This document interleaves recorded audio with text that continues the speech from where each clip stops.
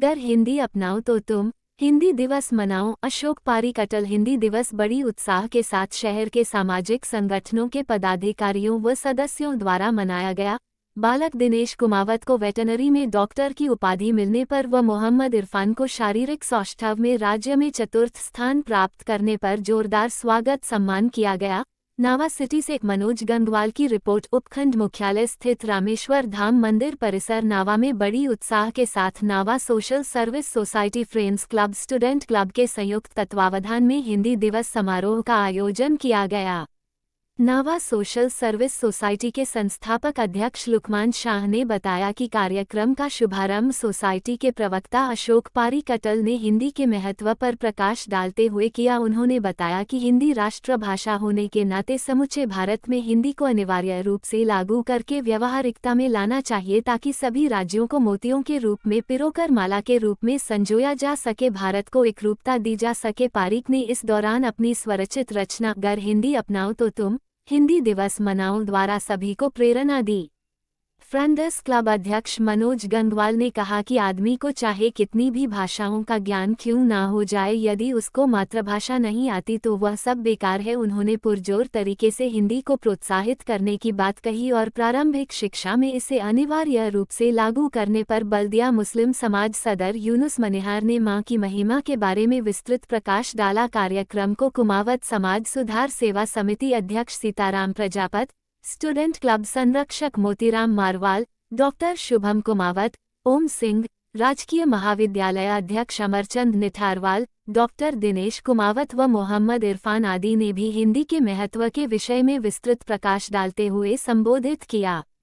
कार्यक्रम में क्षेत्र के होनहार प्रतिभावान बालक दिनेश कुमावत को पशु चिकित्सक की उपाधि प्राप्त होने व मोहम्मद इरफान को शारीरिक सौष्ठव में राज्य में चतुर्थ स्थान प्राप्त करने पर सामाजिक संगठनों के पदाधिकारियों व सदस्यों द्वारा माला, साफा पहनाकर व स्मृति चिन्ह प्रशंसा पत्र प्रदान कर जोरदार स्वागत सम्मान किया गया।